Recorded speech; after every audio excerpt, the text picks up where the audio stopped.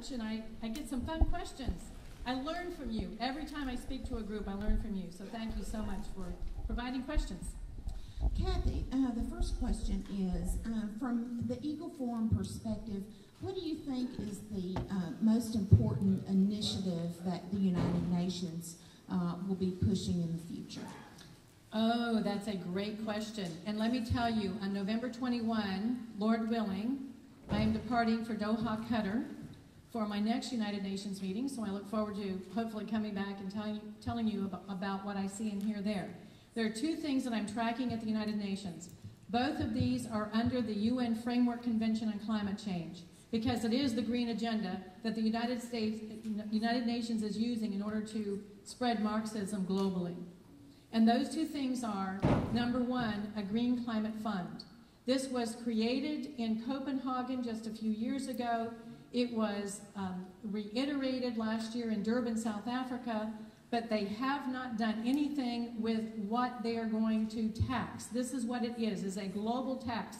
The United Nations already has a judicial branch, it has a legislative branch, it has an executive branch. It does not have the right to tax. And so it is up to us as Americans to tell them that that is crossing the line.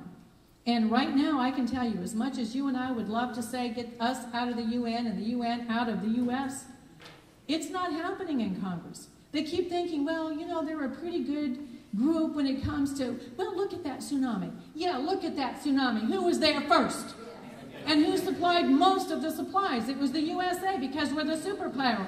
And because we are an exceptional nation. And we are a Christian nation too, Barack Obama. But anyway, so that global taxing is number one. The second thing is, one of the things that they want to tax, their dream come true, would be to tax carbon. Carbon is not a pollutant. It's less than 1% of the air that we breathe. The more carbon dioxide there is in the air, the more the plants and trees grow. And the more they grow, the more they emit what? Oxygen. So they want to cap and tax us. So you want to build an industry? Fine, you go right ahead, but you're going to owe the UN for that carbon that fuel produces. And so the more people you have and the more industry you have, the more taxes you will pay to the United Nations. So it is the Kyoto Protocol is what they call that one, and then the Green Climate Fund. But it is a tax and spend in both ways. It is enhancing the power of the UN. They don't have, and we want to make sure they don't. And even if they make this declaration, we have a plan as Eagle Forum to say to congressmen, okay, have they finally crossed the line for you? Will you sign a petition that simply says that you go for global taxation and we will withdraw every red cent from the United Nations? Will they do that?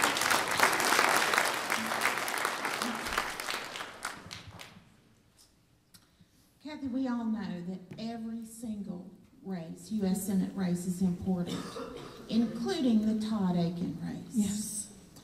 What are the implications for Senator John Cornyn, who has refused to help fund the Akin campaign?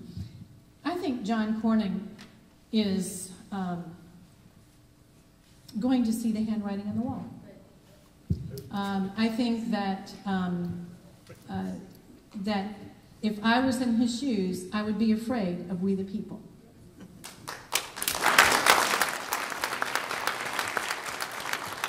Let me just tell you, you look at Marco Rubio, he didn't support him. You look at Mike Lee, you look at Ted Cruz, you look at Todd Akin. I don't know if he did support, he might have supported Richard Murdoch in Indiana against Dick Lugar. And Dick Lugar is the Republican majority, on the Senate Foreign Relations Committee. He is the one with the most authority. He doesn't disagree with John Kerry on anything, who is the chairman of the committee. What does that tell you? And so I just don't think that the future is very bright for the John Cornyns and the Republican Senatorial Committee. But it's just like with Karl Rove. He even, in a flippant way, said he would like to kill Todd Akin. Now they're accusing Richard Murdoch from Indiana of a similar kind of a statement. Why? Because he's pro-life. And so we're going to have to, as we the people, show them who is boss. And we can do it. Okay. I don't even like this question, but I'll ask it anyway. What do we do if Obama wins, which he isn't? You know, the polls are good, but this man is capable of stealing. When we wonder why it is that we have these foreigners coming in and thinking they have a right to observe our elections, it's because of a group that was called Acorn, and we saw them doing very unscrupulous and illegal things. So they dissolved the name, went into other organizational names, and they're still alive and well. They're requesting these people come in.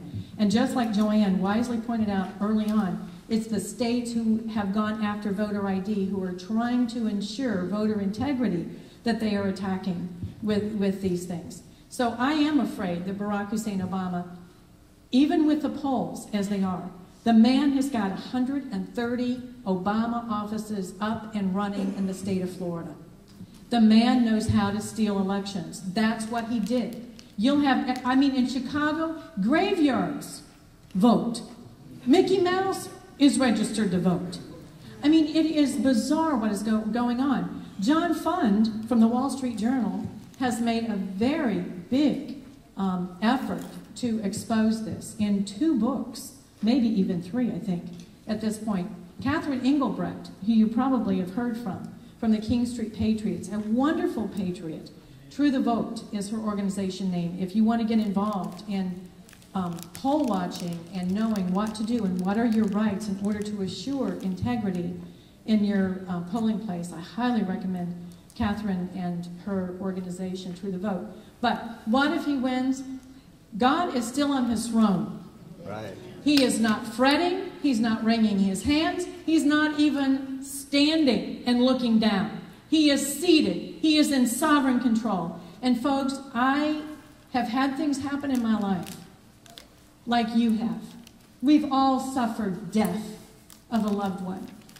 We've all felt the loss, maybe of a job, or maybe of even an election or something that you wanted badly. But God is still on his throne, and he knows what is best for us. And you know what? He never leaves or forsakes us. And so if Obama is back in the White House, I think we hold on tight and we will watch our economy pummel. I'm very sorry to report that. I was at a seminar last weekend in San Antonio where there was a man who said that we're going to have to start a barter system because our money will have no value. And I really don't like to even think about that or go there. But I know this, that God will protect his own. And we know that his provisions will be there for us. And we're going to have to just remember to behave like the people that we are who represent the Most High God, and his name is Jesus.